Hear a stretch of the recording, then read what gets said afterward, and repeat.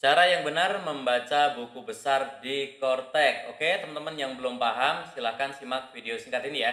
Mungkin ada yang bingung, kenapa kok debitnya gede banget, kreditnya juga angkanya dari mana gitu ya. Kemudian kita ada yang sudah membayar, tapi kenapa kok masih dianggap belum membayar. Seperti itu silahkan teman-teman pahami dan juga ikuti video singkat ini agar kita tidak salah lagi ataupun agar kita terhindar dari kurang membayar ya. Oke, sebelumnya disclaimer dulu bahwa materi ini saya sampaikan langsung, materinya saya ambil dari grup WhatsApp KPP dan kalau kita lihat materi ini pun diambil dari Telegram FAQ Kortek ya. Oke, teman-teman yang masih bingung boleh langsung saja nanti bertanya di kolom komentar ya.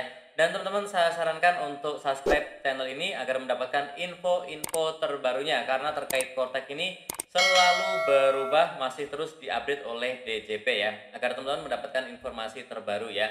Oke, teman-teman di sini ya, di sini kita bisa lihat ya, di sini ada debit, kemudian ada kredit, kemudian ada debit tersisa, kemudian juga ada kredit tersisa, satu lagi adalah kolom saldo. Nah, di sini teman-teman saya bacakan saja ya. Sebelum membahas saldo perlu dipahami cara baca dashboard buku besar, total debit, kemudian kredit, total debit tersisa, dan juga kredit tersisa. Nah, ini ada ilustrasinya ya.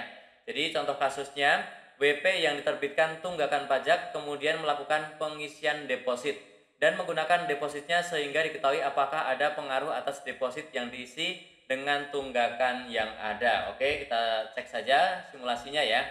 Jadi teman-teman di sini yang debit ini di sini biasanya munculnya akan besar. Ini adalah seluruh debit yang pernah muncul selama kita sebagai wajib pajak ya. Nah, di sini bisa berisi dari mana aja. Jadi bisa terisi dari pelaporan SPT yang kurang bayar, kemudian juga penerbitan SKP kurang bayar, kemudian lain-lainnya ya, ataupun penyesuaian pemindah bukuan keluar ya. Di sini akan muncul terakumulasi semuanya, selalu bertambah di sini ya. Kemudian yang kredit juga sama ya, ini akan bertambah terus, yang isinya adalah penerbitan misalkan lebih bayar, kemudian juga ada kalau kita bayar deposit itu akan masuk ke sini ya, termasuk juga kalau ada pembayaran SPT kurang bayar, kode billing dari SPT itu juga akan masuk ke sini ya.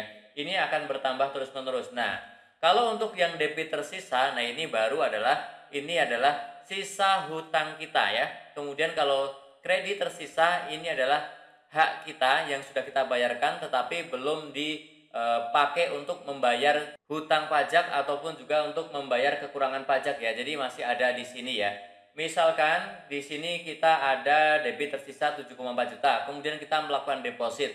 Nah, maka tidak akan langsung memotong yang ada di sini meskipun kalau saldonya itu sudah memotong ya.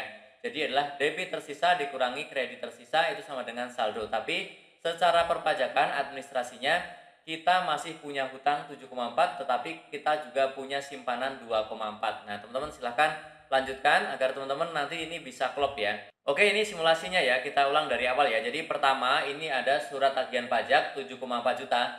Nah, maka di sini akan muncul nih, di debit di sini akan muncul. Ini contohnya debit awalnya beneran 0 ya, maka di sini akan muncul 7,4. Tapi kalau biasanya di sini udah ada gede ya, udah ada berapa ratus juta gitulah. Nah, teman-teman nanti 7,4 ini akan menambah di sini dan juga akan muncul di debit tersisa ini ya. Nah, akan muncul di sini, menambah di sini dan juga muncul di sini. Dan kemudian WP melakukan pembayaran atau setoran deposit 2,4 ya. Jadi dia akan masuk ke sini dan juga akan masuk ke yang di sini, kredit tersisa ya. Jadi masuk ke kredit. Jadi teman-teman ini kalau misalkan sebelumnya ada saldonya maka akan menambah di sini, kemudian juga akan masuk ke kredit tersisa ya. Tadinya 0 kan di sini menjadi 2,4 ya. Nah, di sini teman-teman perlu perhatikan ya. Kita punya hutang 7,4, kemudian kita bayar 2,4. Nah, di sini teman-teman memang saldonya 5 juta, tetapi di sini kita tetap dianggap masih punya kewajiban 7,4, tetapi kita punya hak 2,4. Tidak bisa langsung di-cross-kan ya.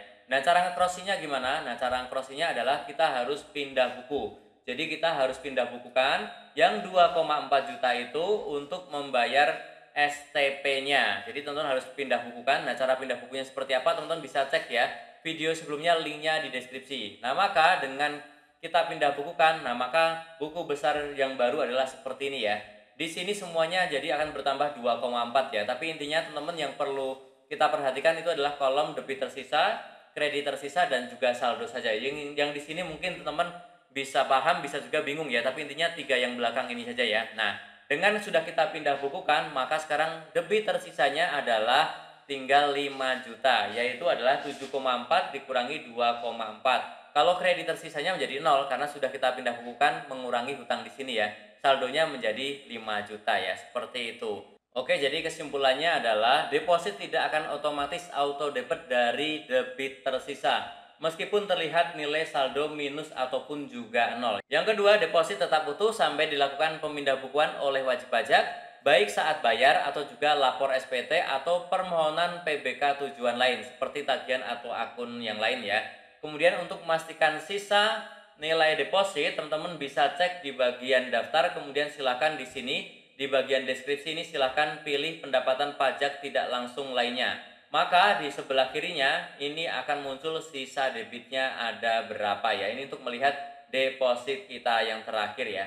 Nah, caranya seperti itu. Jadi saya ulang lagi, yang paling penting kita perhatikan adalah 3 yang terakhir ini ya. Debit tersisa ini adalah hutang pajak kita yang belum lunas menurut administrasi ya. Kemudian kredit tersisa adalah seluruh hak kita, setoran atau apapun atau lebih bayar yang belum kita pakai. Itu ada di sini ya. Kemudian saldo itu adalah selisih antara debit dan juga kredit tersisa. Nah, teman-teman kalau ada seperti ini pastikan kita pindah bukukan agar hutang pajak kita berkurang dan di sini menjadi 0 gitu ya.